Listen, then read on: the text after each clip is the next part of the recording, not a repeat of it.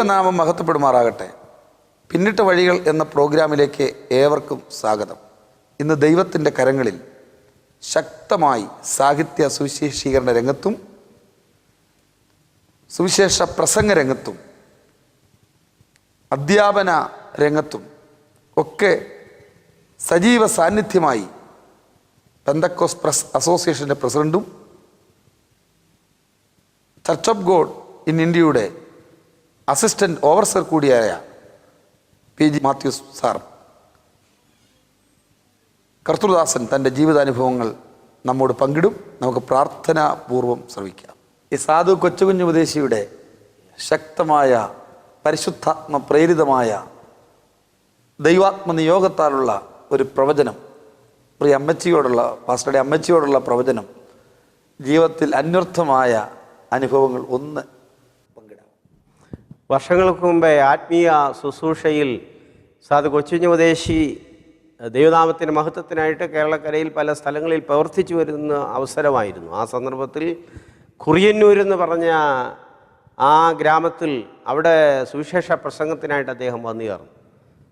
യോഗത്തിന് ശേഷമായിട്ട് പ്രാർത്ഥിക്കാനുള്ള ദൈവനിയോഗത്തിൽ അദ്ദേഹം ആളുകളെ വിളിച്ച അവസരത്തിൽ കുമാരന്മാർ, സഹോദരി സഹോദരന്മാരൊക്കെയും പ്രാർത്ഥനയ്ക്കായിട്ട് ഉപദേശിയുടെ മുമ്പിൽ വന്ന് നിന്നപ്പോൾ എൻ്റെ അമ്മ, 14 വയസ്സുള്ള എൻ്റെ അമ്മ ഉപദേശിയുടെ മുൻപിൽ വന്ന് നിന്ന അവസരത്തിൽ ദൈവദാസൻ എൻ്റെ മാതാവിൻ്റെ തലയിൽ കൈവച്ചിട്ട് പ്രാർത്ഥിച്ചൊരു ദൈവനിയോഗത്തിൽ ഇപ്രകാരം പറഞ്ഞു: നിനക്കുണ്ടാകുന്ന ആദിജാതൻ ഒരു സുവിശേഷകനാകും എന്ന് ദൈവാത്മാവിൽ സംസാരിച്ചിരുന്നു. ആ കാര്യം എൻ്റെ അമ്മ എന്നോട് പലവട്ടത്തിൽ ഓർപ്പിച്ചിട്ടുണ്ട്. ഞാൻ സുവിശേഷകനായി തീർന്ന അവസരത്തിൽ, സുവിശേഷ പ്രസംഗനായിട്ട് പോകുന്ന അവസരത്തിൽ അമ്മ എന്നോട് പല പ്രാവശ്യം ആ കാര്യം ഓർപ്പിച്ചിട്ടുണ്ട്.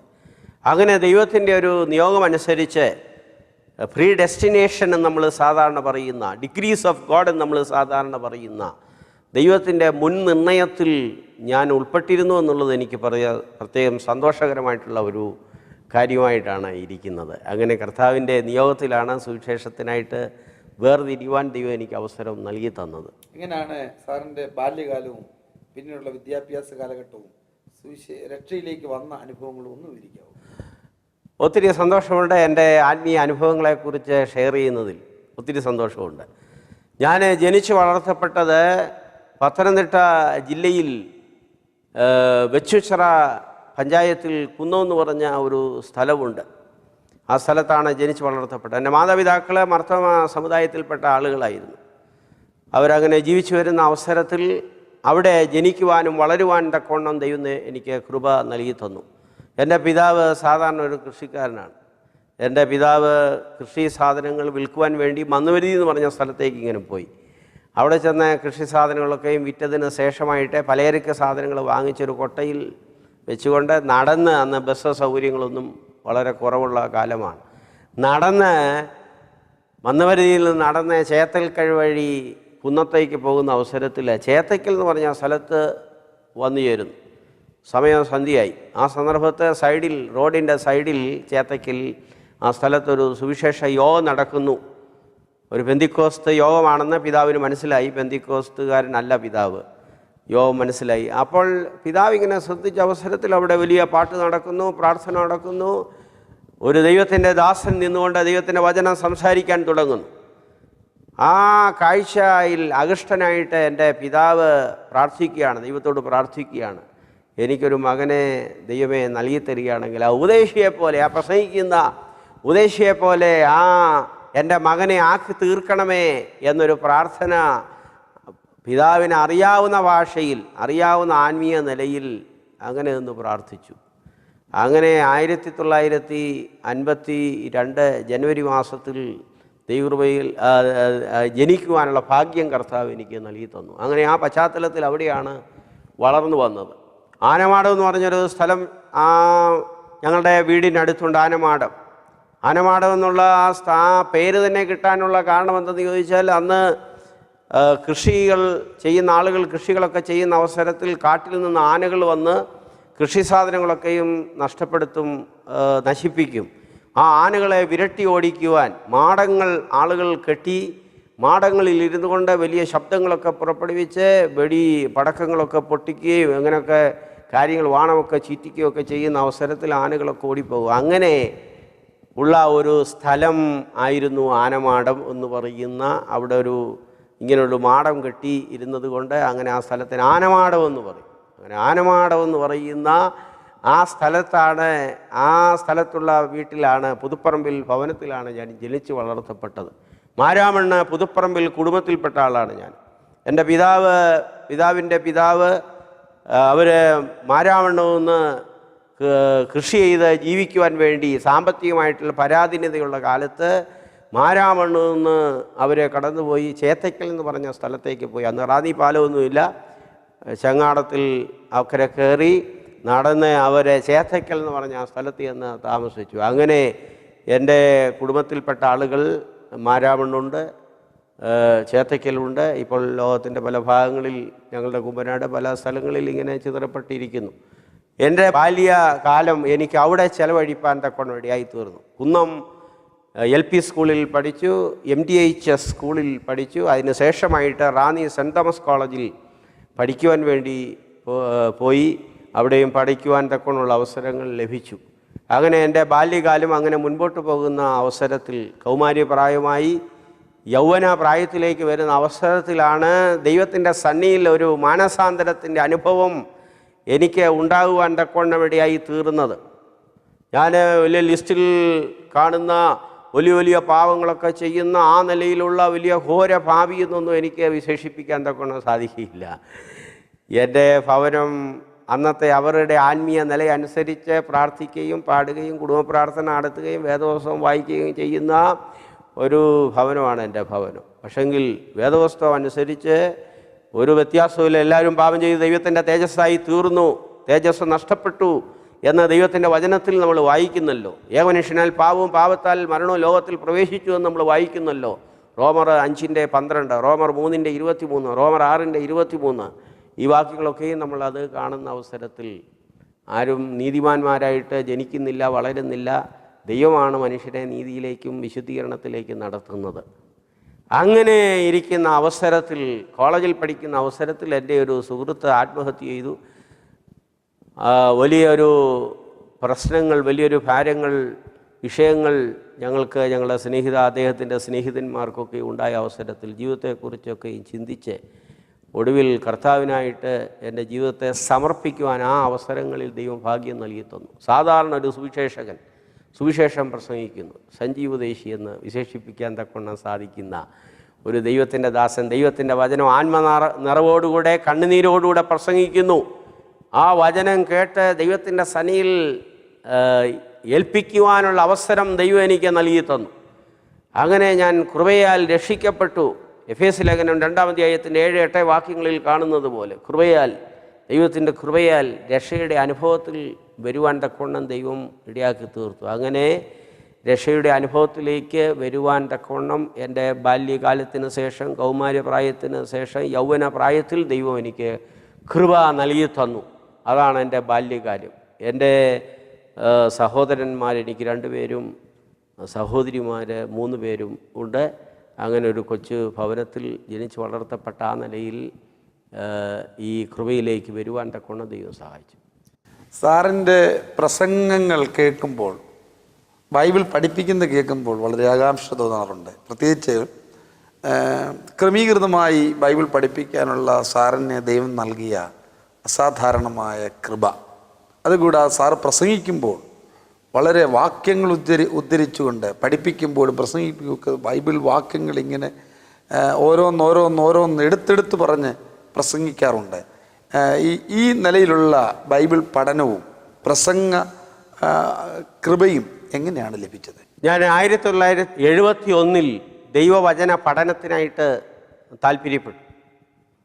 ആ സന്ദർഭത്തിൽ എൻ്റെ ഒരു ബന്ധുവിൻ്റെ ഒരു ഭവനത്തിൽ ഞാൻ ചെന്ന അവസരത്തിൽ എന്നോട് ചോദിച്ചു, എന്താ പരിപാടി, വല്ല ജോലിക്ക് പോവുകയാണോ, ടൈപ്പ് പഠിക്കാൻ പോവുകയാണോ, ഷോർട്ട് ഹാൻഡ് പഠിക്കാൻ പോവുകയാണോ, എന്തെങ്കിലും ജോലി പ്രവേശിച്ച് വീട്ടുകാരെ സഹായിക്കുകയല്ലേ ആവശ്യം, അങ്ങനെയുള്ള കാര്യങ്ങൾ എന്നോട് പറഞ്ഞ അവസരത്തിൽ ഞാൻ പറഞ്ഞു, സുവിശേഷ പ്രവർത്തനത്തിനായിട്ട് പോവുക, ദൈവജനം പഠിക്കാൻ വേണ്ടി പോകുക എന്ന് പറഞ്ഞു.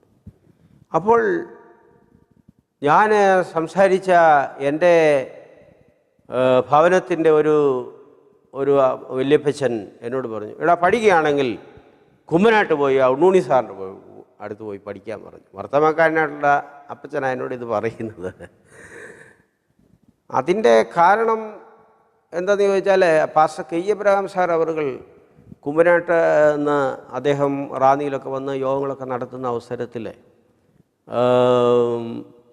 എൻ്റെ പിതാക്കന്മാരൊക്കെയും ആ യോഗങ്ങൾക്കൊക്കെ പോയി സംബന്ധിച്ചിട്ടുണ്ട്. അദ്ദേഹത്തിൻ്റെ പ്രത്യേകമായിട്ടുള്ള പ്രസംഗ പാഠവും ദൈവവചന പഠിപ്പീരിൻ്റെ ഗാംഭീര്യവും ഒക്കെ മനസ്സിലാക്കി അങ്ങനെ അദ്ദേഹം പറഞ്ഞത്. അങ്ങനെ ഞാൻ 1971 കുമ്മനാട് ദൈവവചന പഠനത്തിനായിട്ട് വന്നു ചേർന്നു. സാറപ്പച്ചൻ്റെ അടുത്ത് വന്നു. ഞാൻ അന്ന് വെച്ചുച്ചിറ ചർച്ചക്കോടിയിൽപ്പെട്ട ആളാണ്. ചർച്ചക്കോടിയിൽപ്പെട്ട ആളാണ്. ദൈവവചനം പഠിക്കാൻ വേണ്ടി ആഗ്രഹിച്ച് ഇവിടെ വന്നിരിക്കുകയാണ്. അദ്ദേഹം എൻ്റെ തലയിൽ കൈവച്ച് പ്രാർത്ഥിച്ചിട്ട് പറഞ്ഞു, മോൻ ഇവിടെ പഠിച്ചോളാൻ പറഞ്ഞു. വളരെ സന്തോഷമെന്ന് പറഞ്ഞു. അങ്ങനെ എനിക്ക് അവിടെ പഠിക്കുവാൻ തക്കൊണ്ടുള്ള ഒരു അവസരം ലഭിച്ചു. അതെൻ്റെ ജീവിതത്തിൽ ഒരു പ്രത്യേകമായ ഒരു അനുഗ്രഹമായിരുന്നു, ഒരു അനുഭവമായിരുന്നു. അതിന് ശേഷമായിട്ട് മുളക്കഴ മൗണ്ട് സയോൺ ബൈബിൾ കോളേജിൽ pastor M E Chacko sir തുടങ്ങിയ ആളുകളുടെ ശിക്ഷണത്തിൽ, പാസ്റ്റർ ടി എം വർഗീസ് തുടങ്ങിയ ആളുകളുടെ ശിക്ഷണത്തിൽ അവിടെയും പഠിക്കുവാൻ തക്കൊണ്ടുള്ള അവസരങ്ങൾ ലഭിച്ചു. ദൈവവചന പഠനത്തിൽ ഏർപ്പെട്ടിരിക്കുന്ന കാലത്ത് അന്നും ഇന്നും, ഇന്ന് വിശേഷിച്ച് എല്ലാ ദിവസവും 1 മണിക്കൂർ സമയം ദൈവവചനം പഠനവും പ്രാർത്ഥനയിലും സമയം ഞാൻ ചെലവഴിക്കും. ഒരു ദിവസം കുറഞ്ഞത് ബൈബിളിലെ 5 ചാപ്റ്റേഴ്സ് ക്രമമായിട്ട് വായിക്കും, പ്രാർത്ഥിക്കുകയും ചെയ്യും. പിന്നെ ഏതെങ്കിലും യാത്രയിൽ പോകുന്ന അവസരങ്ങളിൽ അങ്ങനെ സാഹചര്യം ഇല്ലാതെ വരുന്ന സാഹചര്യം ഒഴികെ ബാക്കി എല്ലാ സാഹചര്യങ്ങളിലും സിസ്റ്റമാറ്റിക്കായിട്ട് ദൈവത്തിൻ്റെ വചനം പഠിച്ചുകൊണ്ടിരിക്കുക, ഇപ്പോഴും പഠിച്ചുകൊണ്ടിരിക്കുക.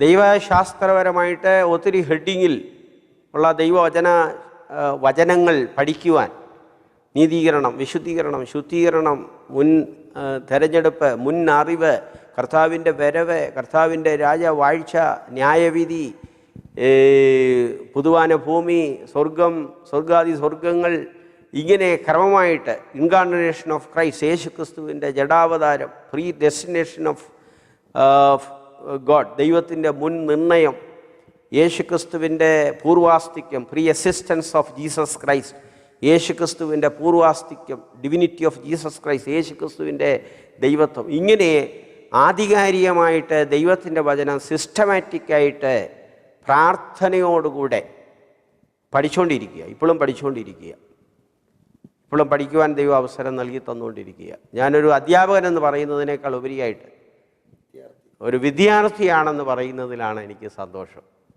I am a student.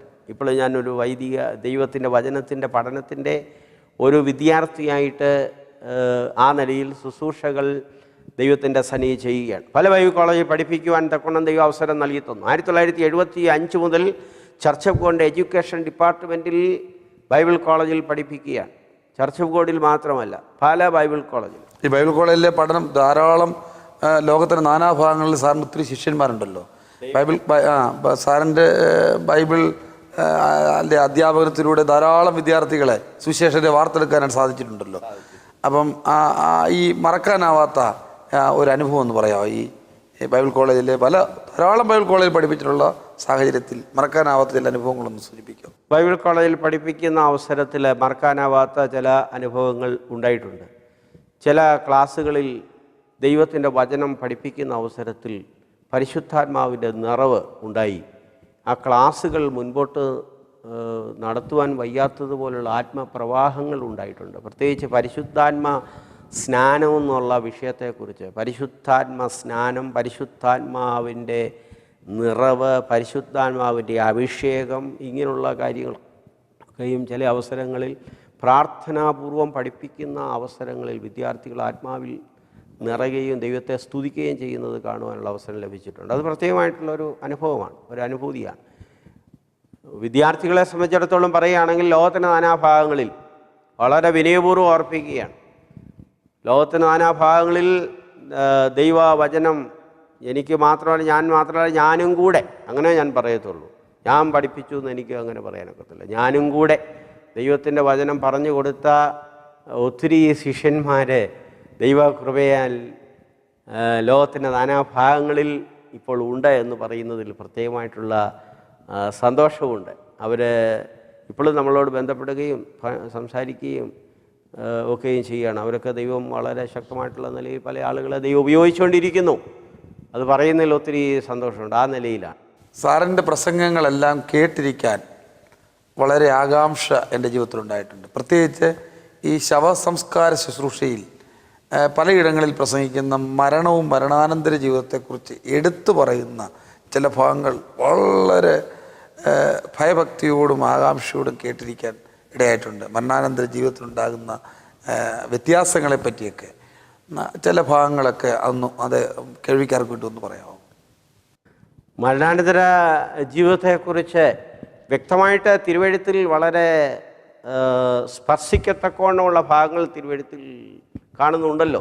അതുകൊണ്ടാണ് ആ നിലയിൽ സംസാരിക്കാനുള്ള അവസരം ലഭിക്കുന്നത്. അടുത്ത അവസരത്തിൽ ഞാനിങ്ങനെ വായിച്ച അവസരത്തിൽ ബൈബിളിൽ ഒരു വാക്യം ഞാൻ മനസ്സിലാക്കി. യേശു കർത്താവ്, പുതിയ നിയമത്തിൽ യേശു കർത്താവ് മാത്രമേ എൻ്റെ ശവസംസ്കാര ശുശ്രൂഷ എന്നുള്ള പ്രയോഗം യേശു കർത്താവ് മാത്രം നടത്തിയൊരു കാര്യമാണ്. എൻ്റെ ശവസംസ്കാര ശുശ്രൂഷയിൽ എന്ന ലൂക്കോസിൻ്റെ സുവിശേഷത്തിൽ യേശു പറഞ്ഞ കാര്യം ലൂക്കോസ് സുവിശേഷത്തിൽ എഴുതിയിട്ടിട്ടുണ്ട്. യേശു മാത്രമാണ് ആ വാക്ക് പറഞ്ഞത്. അപ്പോൾ ശവസംസ്കാര ശുശ്രൂഷ എന്ന് പറയുന്നത് ജനങ്ങൾക്ക് മനസ്സിലാക്കേണ്ട പല കാര്യങ്ങൾ പറയേണ്ടിയ ഒരു വേദിയാണ്. അതുകൊണ്ടാണ് ആ നിലയിൽ ഇങ്ങനെ സംസാരിക്കുന്നത്. മനുഷ്യൻ്റെ ആസ്തിക്യം നിലനിൽക്കും എന്നുള്ളതാണ് നമ്മൾ ദൈവത്തിൻ്റെ വചനം പഠിക്കുന്ന അവസരത്തിൽ മനസ്സിലാകുന്നത്. നമ്മുടെ മരണാനന്തരം നമുക്കൊരു പേഴ്സണാലിറ്റി ഉണ്ടായിരിക്കുമെന്ന് ഞാൻ ഉറപ്പിച്ച് പറയാറുണ്ട്. പേഴ്സണാലിറ്റി ഉണ്ടായിരിക്കും. ഒരാവി പോലെ, മനുഷ്യൻ്റെ ആത്മാവ് ഒരാവി പോലെ, ഒരു നിഴൽ പോലെ അങ്ങനെ അങ്ങ് നിൽക്കുകയല്ല. ഒരു പേഴ്സണാലിറ്റി ഉണ്ടായിരിക്കും. കർത്താവായ യേശു ക്രിസ്തു ഒരു മറുമലയിൽ പ്രത്യക്ഷപ്പെടുന്ന അവസരത്തിൽ ആ പ്രത്യേകമായ സന്ദർഭത്തിൽ മോശയും ഏലിയാവും അവിടെ പ്രത്യക്ഷപ്പെട്ടെന്ന് വായിക്കുന്നുണ്ട്. മോശ ഏലിയാവും പ്രത്യക്ഷപ്പെട്ടു. മോശ 1500 വർഷത്തിന് മുമ്പേ, ക്രിസ്തുവിന് മുമ്പേ, ശിഷ്യന്മാർക്ക് മുൻപേ 1500 വർഷത്തിന് മുമ്പ് ജീവിച്ചിരുന്ന ആളാണ്. ഏലിയാവ് ഏകദേശം 700 വർഷത്തിന് മുമ്പേ ജീവിച്ചിരുന്ന ആളാണ്. ഏലിയാവിനെ കണ്ടപ്പോൾ ഏലിയാവാണെന്നും മോശയെ കാണപ്പോൾ മോശയാണെന്നും അവിടെ ശിഷ്യന്മാർക്ക് മനസ്സിലായല്ലോ. ശിഷ്യന്മാരെ മോശയെക്കുറിച്ച് ഏലിയാവിനെക്കുറിച്ചും സംസാരിച്ച് കേട്ടിട്ടേ ഉള്ളൂ, അല്ലെ വായിച്ച് കേട്ടിട്ടുള്ളൂ. നമ്മൾ പല ആളുകളെക്കുറിച്ച് വായിച്ച് കേൾക്കുന്നത് പോലെ നമ്മൾ ഡി.എൽ. മൂഡിയെ കണ്ടിട്ടില്ല, സ്പർജനെ കണ്ടിട്ടില്ല, ജെറോമിനെ നമ്മൾ കണ്ടിട്ടില്ല, ക്രിസ്റ്റോസത്തിനെ നമ്മൾ കണ്ടിട്ടില്ല. അല്ല, ഈ കഴിഞ്ഞ കാലങ്ങളിൽ ഉണ്ടായിരുന്ന കേരളത്തിൽ പ്രവർത്തിക്കാൻ വന്ന കൂസായിപ്പിനെ ഞാൻ കണ്ടിട്ടില്ല, കൊച്ചുപദേശിയെ കണ്ടിട്ടില്ല, ജോർജ് ബർഗിനെ കണ്ടിട്ടില്ല. ഇവരെക്കുറിച്ചൊക്കെ നമ്മൾ കേട്ടിട്ടേ ഉള്ളൂ, വായിച്ച് മനസ്സിലാക്കിയിട്ടുള്ളൂ. അതുപോലെ കേൾക്കുകയും വായിച്ച് മനസ്സിലാക്കുകയും ചെയ്തിട്ടുള്ള ഈ മോശയെക്കുറിച്ച് ഏലിയാവിനെക്കുറിച്ചും അങ്ങനെ മാത്രം അറിവുള്ള ശിഷ്യന്മാരെ നോക്കുന്ന അവസരത്തിൽ ഇത് മോശയായിട്ടും ഇത് ഏലിയാവായിട്ടും കണ്ടില്ലേ? നിത്യതയിൽ നമ്മൾ ചെല്ലുന്ന അവസരത്തിൽ അതിനെക്കുറിച്ചുള്ള ഒരു ഭാഗം വേദപുസ്തകത്തിൽ ലൂക്കോസിൻ്റെ സുവിശേഷത്തിൽ യേശു കർത്താവ് സംസാരിക്കുന്നുണ്ട്. ലാസറിനെ ധനവാൻ പറയാം, ലാസറിനെ ഇങ്ങോട്ട് അയക്കണമേ. അപ്പോൾ ധനവാൻ അവിടെ കിടക്കുന്നു, ലാസർ ഉണ്ട്, ലാസറിൻ്റെ വിരലുണ്ട്, ലാസറിൻ്റെ വിരലിൻ്റെ അറ്റം എൻ്റെ നാവിന്മേൽ തൊടണമെന്നാണ് പറയുന്നത്. ലാസറിനെ അയക്കണമെന്ന് പറയുന്നു. അപ്പോൾ ലാസറുണ്ട്, ലാസറിൻ്റെ വിരലുണ്ട്. അപ്പോൾ വ്യക്തിത്വമായിട്ടുള്ള ഒരു അനുഭവം ഉണ്ടായിരിക്കും എന്നാണ് നമുക്ക് മനസ്സിലാക്കുവാൻ തക്കൊണ്ട് വേണ്ടിയായി തീരുന്നത്. അല്ലാതെ ഒരു ആവിയായിട്ട് അങ്ങനെ പറന്നു പോകുന്ന ഒരു സ്ഥിതിവിശേഷമല്ല.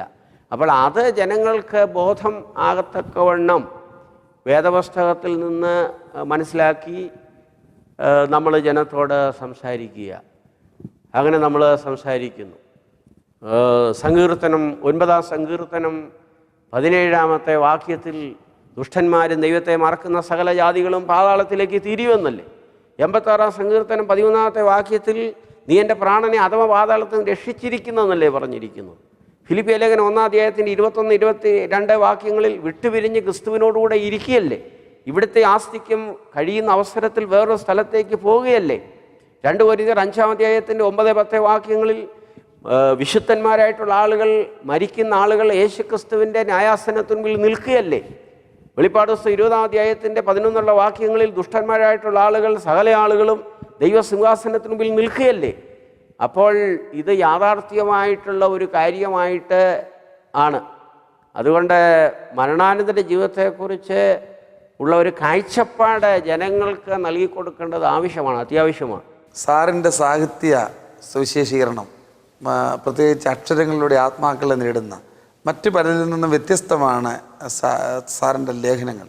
സാറിൻ്റെ ലേഖനങ്ങൾ വായിക്കുമ്പോൾ, സാറിൻ്റെ പുസ്തകങ്ങൾ വായിക്കുമ്പോൾ ഒരു പരിശുദ്ധാത്മാവിൻ്റെ ഇടപെടൽ അനുഭവപ്പെടാനായിട്ട് സാധിക്കുന്നുണ്ട്. ദീർഘവർഷങ്ങളായിട്ട് സാറിൻ്റെ ലേഖനങ്ങൾ എവിടെ ഉണ്ടെങ്കിലും അത് ഒരു വരി പോലും വിടാതെ വായിക്കാനുള്ളൊരു പ്രചോദനം എനിക്കുണ്ടായിട്ടുണ്ട്. സാഹിത്യ സുവിശേഷീകരണത്തിലേക്ക് കാലെടുത്ത് വെക്കാനുണ്ടായ പ്രചോദനം എന്താണ്? അതേക്കുറിച്ചൊന്ന് വിവരിക്കാമോ? പ്രിൻ്റഡ് മീഡിയ അനുസരിച്ച് 1982 ഞാൻ ആ നിലയിൽ ഒരു സുവിശേഷ സാഹിത്യ പ്രവർത്തനം ആ നിലയിൽ ആരംഭിക്കാനിടയായി. അതിനു മുമ്പേ ഉണ്ടായിരുന്നു. കയ്യെഴുത്ത് മാസിക എന്ന് പറഞ്ഞൊരു പരിപാടി നടത്തിയിരുന്നു. അത് 70കളുടെ അവസാനത്തിൽ ചർച്ച് ഓഫ് ഗോഡിൽ മേപ്രായിൽ, തിരുവല്ലായിക്ക് പടിഞ്ഞാറ് മേപ്രാൽ എന്ന് പറഞ്ഞ സഭയിൽ ശുശ്രൂഷകനായിരിക്കുന്ന അവസരത്തിൽ അവിടെ കയ്യെഴുത്ത് മാസിക യൗവനക്കാരായിട്ടുള്ള ആളുകളെ എല്ലാം സംഘടിപ്പിച്ചുകൊണ്ട്, റോയി, മേപ്രാൽ തുടങ്ങിയ പല ആളുകളെ സംഘടിപ്പിച്ചുകൊണ്ട് കയ്യെഴുത്ത് മാസിക എന്ന് പറഞ്ഞൊരു പരിപാടി ആരംഭിച്ചു. അന്ന് ഞങ്ങൾ കയ്യെഴുത്ത് മാസിക കോളേജുകളിൽ, ലൈബ്രറികളിലൊക്കെ കൊടുക്കുന്ന ഒരു സിസ്റ്റം ഉണ്ടായിരുന്നു. അത് ആളുകൾ വായിക്കട്ടെ എന്നുള്ള ഉദ്ദേശത്തിൽ, സുവിശേഷം എന്നുള്ള ഒറ്റ ഒരു പ്രതീക്ഷയിലാണ് ആ കാര്യങ്ങളൊക്കെ ചെയ്തത്. അതിനുശേഷം 82 അവസരത്തിൽ ഞാൻ സുവിശേഷ സാഹിത്യ പ്രവർത്തനത്തിലേക്ക് അങ്ങ് പുറപ്പെട്ടു. ജ്യോതിമാർഗം എന്ന് പറയുന്ന പ്രസിദ്ധീകരണം ആരംഭിച്ചു. ആ കാലങ്ങളിൽ ആ ജ്യോതിമാർഗം എന്ന് പറയുന്ന ആ പ്രസിദ്ധീകരണങ്ങൾ ഒരു സുവിശേഷത്തിൻ്റെ ഒരു പ്രതി കൊടുക്കുന്നത് പോലെ കൊടുക്കത്തക്കോണം ആ നിലയിലാണ് ഞങ്ങൾ ഇറക്കിക്കൊണ്ടിരുന്നത്. കോളേജുകളിലും ആശുപത്രികളിലും ബസ് സ്റ്റാൻഡുകളിലൊക്കെ വിൽക്കുകയും അങ്ങനെ കൊടുക്കുന്ന ഒരു സിസ്റ്റമായിരുന്നു ആ കാലങ്ങളിലൊക്കെ. അന്ന് ഞാൻ വാകത്താനത്തിരിക്കുന്ന കാലത്താണ് VM മാത്യു സാറ്, ഗുഡ് ന്യൂസിൻ്റെ ചെയർമാൻ VM സാറുമായിട്ടൊക്കെ ഒത്തിരി സഹകരണങ്ങളൊക്കെ ആ കാലത്ത് അങ്ങനെ ഉണ്ടായിരുന്നു. അങ്ങനെ സുവിശേഷ സാഹിത്യ പ്രവർത്തനത്തിൽ ഏർപ്പെട്ടു. ചില ആളുകൾ ആ സമയത്ത് ഇങ്ങനെ ചോദ്യം ചെയ്തവരുണ്ട്, ചോദിച്ച് ഇങ്ങനെ അതിൻ്റെ ആവശ്യമുണ്ടോ? ചർച്ച് ഓഫ് ഗോഡിൻ്റെ ഒരു ഓർഡൈൻ മിനിസ്റ്റർക്ക് ചെയ്യാവുന്ന കാര്യങ്ങളെക്കുറിച്ച് ചർച്ച് ഓഫ് ഗോഡ് അധികാരപ്പെടുത്തിയിരിക്കുന്ന 4 കാര്യങ്ങൾ പ്രത്യേകിച്ചുണ്ട്. Preach, teach, establish, publish. Publish എന്ന് പറയുന്ന ഒരു കാര്യമുണ്ട്. അതുകൊണ്ട് അത് പലരും അത് കാര്യങ്ങൾ ചെയ്യുന്നില്ല. അപ്പോൾ പബ്ലിഷ് എന്ന് പറയുന്ന ഒരു കാര്യം ദൈവനിയോഗത്തിൽ ഇങ്ങനെ ആരംഭിച്ചു. അങ്ങനെ ആരംഭിച്ച് ഒത്തിരി ട്രാക്റ്റുകൾ എഴുതാനും പ്രചരിപ്പിക്കാൻ തക്കവണ്ണം ഇടയായി തീർന്നിട്ടുണ്ട്. അതുപോലെ തന്നെ ആനുകാലികങ്ങളിലൊക്കെ എഴുതാൻ തക്കവണ്ണമുള്ള അവസരം ലഭിച്ചിട്ടുണ്ട്. ഇപ്പോഴും എഴുതിക്കൊണ്ടിരിക്കുകയാണ്. പുസ്തകങ്ങൾ ഞാൻ 2 പുസ്തകങ്ങൾ ഞാൻ തന്നെ ഡയറക്റ്റായിട്ട് എഴുതി. ഒന്ന് അപ്പോസ്തലപ്രവൃത്തിയുടെ പുസ്തകം 1-ാം അധ്യായം ആസ്പദമാക്കി നോക്കി നിൽക്കുന്നത് എന്ത് എന്ന് പറഞ്ഞൊരു പുസ്തകം എഴുതി. അത് വളരെ ചൂടപ്പം പോലെ അത് വിറ്റ് അഴിച്ചു കഴിഞ്ഞു. ഇപ്പോൾ അതിൻ്റെ കോപ്പികളൊന്നുമില്ല. അടുത്ത അവസരത്തിൽ റീപ്രിൻ്റ് ചെയ്യണമെന്നൊക്കെ പല ആളുകൾ ആവശ്യപ്പെടുന്നുണ്ട്. രണ്ടാമതായിട്ട് ചുരുക്കെഴുത്തെന്ന് പറഞ്ഞ് ഒരു പുസ്തകം, അതിപ്പോൾ 1 വർഷമായുള്ളൂ. 2000 കോപ്പി അടിച്ചു. അതൊരു ഇപ്പോൾ നല്ലൊരു സെല്ലറായിട്ട്, ബെസ്റ്റ് സെല്ലറെന്ന് വിശേഷിപ്പിക്കുന്നില്ല എങ്കിലും 1000-ൽ പരം കോപ്പികൾ ഇപ്പോൾ ഈ 5-8 ഉള്ളടക്കം. അത് ഞാൻ ലേഖനങ്ങളുടെയും മറ്റ് പ്രസിദ്ധീകരണങ്ങളൊക്കെ എഴുതിയ ലേഖനങ്ങളുടെയൊക്കെ ഒരു സംക്ഷിപ്തമായിട്ടുള്ളൊരു കാര്യങ്ങളാണ്. പുതിയ എന്തെങ്കിലും പുസ്തക രചനയിൽ പുതിയ പുസ്തകം ഇപ്പോൾ ഗ്രാസ് റൂട്ട് ലെവൽ ഇവാഞ്ചലിസം എന്ന് പറഞ്ഞ് അടിസ്ഥാനതല സുവിശേഷീകരണം എന്ന് പറയുന്ന ഒരു ഗ്രന്ഥം എഴുതിക്കൊണ്ടിരിക്കുകയാണ്.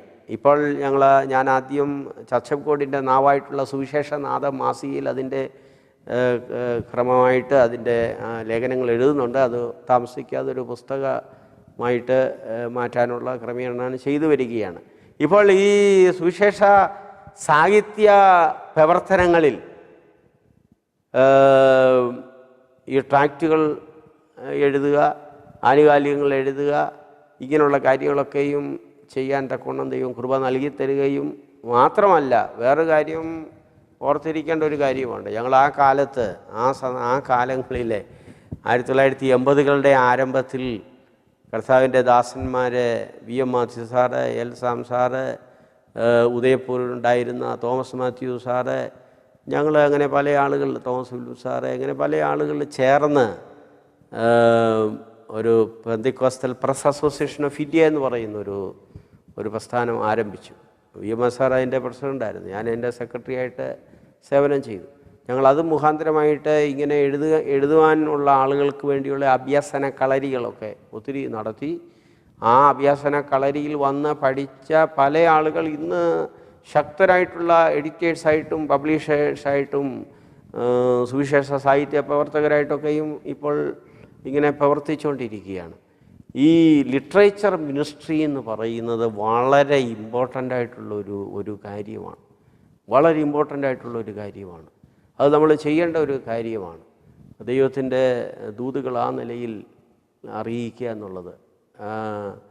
തിരുവെഴുത്തിൻ്റെ വിപ്ലവകരമായിട്ടുള്ള മാറ്റങ്ങളാണല്ലോ ആ തിരുവെഴുത്തിൻ്റെ വിതരണത്തിൽ ഉണ്ടായ ആ സംഭവമാണല്ലോ ഈ ലോകത്തിൽ ഇത്രയും വ്യത്യാസങ്ങൾ വരുത്തുവാൻ തക്കവണ്ണമിടയായി തീർന്നത്. ട്രാൻസ്ലേഷൻ, ബൈബിളിൻ്റെ ട്രാൻസ്ലേഷൻ കൊണ്ട് ആണല്ലോ ഇത്രയും വിപ്ലവകരമായിട്ടുള്ള മാറ്റങ്ങൾ ലോകത്തിന് തന്നെ ഉണ്ടായത്. ബെസ്റ്റ് സെല്ലറായിട്ട്, ഏറ്റവും കൂടുതൽ ഭാഷയിൽ വിവർത്തനം ചെയ്യുന്ന പുസ്തകമായിട്ട്, സത്യഗ്രന്ഥമായിട്ട്, വിശുദ്ധ ഗ്രന്ഥമായിട്ട്, നിത്യഗ്രന്ഥമായിട്ട് അവകാശപ്പെടുന്ന ആ ഗ്രന്ഥത്തിൻ്റെ അതിനകത്തു നിന്നുള്ള സന്ദേശങ്ങൾ എഴുതി ഇങ്ങനെ നമ്മൾ അറിയിക്കുക എന്നുള്ളത് നമ്മുടെ ഭാഗത്തുള്ളൊരു കടമയാണ്. എല്ലാവരും ചെയ്യേണ്ട ഒരു കാര്യമായത്. അതിനെ സപ്പോർട്ട് ചെയ്യേണ്ടതാണ്, അത് നമ്മൾ പ്രവർത്തിക്കേണ്ടതാണ്. ആ പ്രവർത്തനങ്ങളിൽ ചെറിയ ഒരു പങ്ക്, വലിയൊരു കാര്യങ്ങളൊന്നും ചെയ്യാൻ സാധിച്ചിട്ടില്ല, ചെറിയ ഒരു കാര്യം ചെയ്യുവാൻ ദൈവം സാധിച്ചു. ദൈവം ആ നിലയിൽ പ്രവർത്തിച്ചു. ഇപ്പോഴും ഇങ്ങനെ പ്രവർത്തിച്ചുകൊണ്ടിരിക്കും. വളരെ തിരക്കുകളുടെ നടുവിൽ ഞങ്ങളോട് സഹകരിച്ച പ്രത്യേകം നന്ദി. ഈ എപ്പിസോഡിനോട് വിരാമം കുറിക്കുന്നു. അടുത്ത ആഴ്ച വീണ്ടും ഇതേ സമയം നമുക്ക് ഒരുമിച്ച് കാണാം. അതുവരേക്കും ദൈവത്തിന് സമാധാനം നിങ്ങളുടെ മേൽ വാഴുമാറാകട്ടെ.